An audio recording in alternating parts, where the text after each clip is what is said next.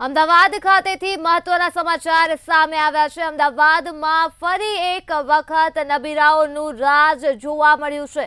બોપલમાં સામે આવી છે હિટ એન્ડ રનની ઘટના। અમદાવાદથી હિટ એન્ડ રનની આ ઘટના સામે આવી છે અને ફરી એકવાર નબીરાઓ બેફામ બન્યા છે। બિલ્ડરના સગીર નબીરાએ એક ગાર્ડને કચડી માર્યો છે। સિક્યુરિટી ગાર્ડને અડફેટે લીધો છે, જેના કારણે સિક્યુરિટી ગાર્ડનું મોત નીપજ્યું છે। બિલ્ડર મિલાપ કુમાર શાહનો પુત્ર છે જેમણે સિક્યુરિટી ગાર્ડને કચડી નાખ્યો છે અને જેમનું મોત થયું છે। ત્યારે મર્સિડીઝ કાર બેફામ ચલાવી અને સિક્યુરિટી ગાર્ડનો ભોગ લીધો છે। રસ્તો ક્રોસ કરતા વખતે સિક્યુરિટી ગાર્ડનો ભોગ લીધો છે આ નબીરાએ। બિલ્ડરના સગીર નબીરાએ ગાર્ડને કચડી માર્યો છે। અમદાવાદથી આ વિગતો મળી છે, જ્યાં ફરી એકવાર નબીરા બેફામ બન્યા છે। સિક્યુરિટી ગાર્ડને પોતાને અડફેટે લીધો, જેના કારણે આ સિક્યુરિટી ગાર્ડનું મોત થયું છે। બિલ્ડર મિલાપ કુમાર શાહનો પુત્ર છે, જેણે સિક્યુરિટી ગાર્ડનું અડફેટે લેતા મોત નીપજ્યું છે। અમદાવાદથી આ વિગતો મળી છે, જ્યાં ફરી એકવાર નબીરા બેફામ બન્યા છે અને એક વ્યક્તિનો, એક નિર્દોષનો ભોગ લીધો છે। આ નબીરાઓએ મર્સિડીઝ કારથી આ સિક્યુરિટી ગાર્ડને કચડી નાખ્યો છે અને આ ઘટનામાં સિક્યુરિટી ગાર્ડે પોતાનો જીવ ગુમાવ્યો છે। અમદાવાદથી આ માહિતી સામે આવી છે, જ્યાં બિલ્ડરના પુત્ર દ્વારા મર્સિડીઝ કારમાં એક સિક્યુરિટી ગાર્ડને કચડી નાખવામાં આવ્યો છે, જેમાં સિક્યુરિટી ગાર્ડનું મોત થયું છે।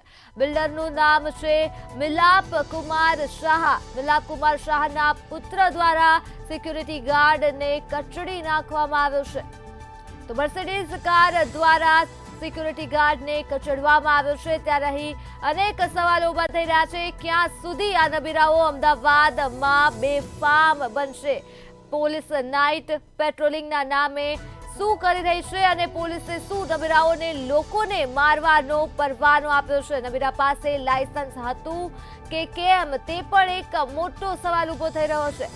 પૈસાના જોરે ક્યાં સુધી લોકોનો ભોગ લેશો? તથ્યકાંડ બાદ પણ હજુ સુધી પોલીસે કોઈ પણ શીખ નથી લીધી।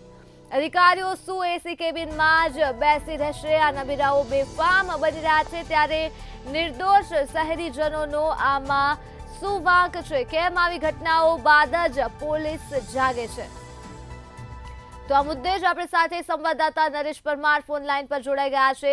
જી નરેશ, અમદાવાદમાં ફરી એકવાર નબીરાઓ બેફામ બન્યા છે, શું કહેશો?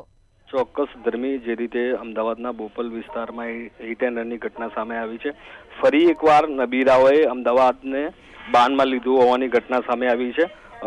એક બિલ્ડરના પુત્રએ સિક્યુરિટી ગાર્ડને અડફેટે લેતા તેનું મોત થયું હોવાની ઘટના સામે આવી છે। નોંધનીય છે ધર્મી કે જે રીતે તથ્યકાંડ થયો હતો, તથ્યકાંડ બાદ પોલીસ સિક્યુરિટીના બણગા ફૂંકતી હતી, તેમ છતાં પણ આવી ઘટના સામે આવી રહી છે, તે કેટલી હદે યોગ્ય છે? જી ધર્મી।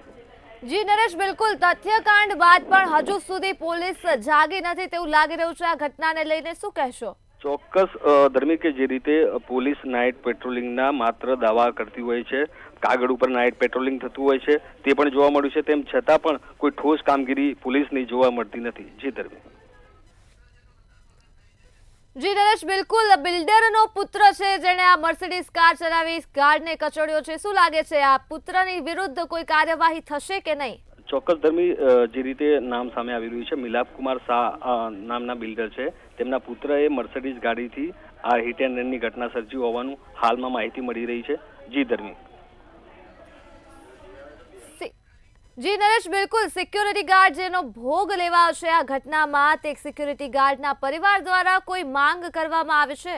ચોક્કસ ધર્મી, જે રીતે સિક્યુરિટી ગાર્ડનો ભોગ લેવાયો છે અને જે રીતે સિક્યુરિટી ગાર્ડના પરિવારજનો છે, તે સદે માનવ વધનો ગુનો દાખલ થાય સગીર સામે, તે અંગેની માંગ પોલીસ પાસે કરી છે અને હાલમાં પોલીસ સમગ્ર મામલે તપાસ કરી રહી છે। જી ધર્મી। જી નરેશ, તમામ વિગતો બદલ આભાર। તો અમદાવાદથી આ મામલો સામે આવ્યો છે, જ્યાં ફરી એક વખત નબીરાઓ બેફામ બન્યા છે, એક નિર્દોષનો ભોગ લીધો છે બિલ્ડરના પુત્રએ। બિલ્ડરનું નામ છે મિલાપ કુમાર શાહ।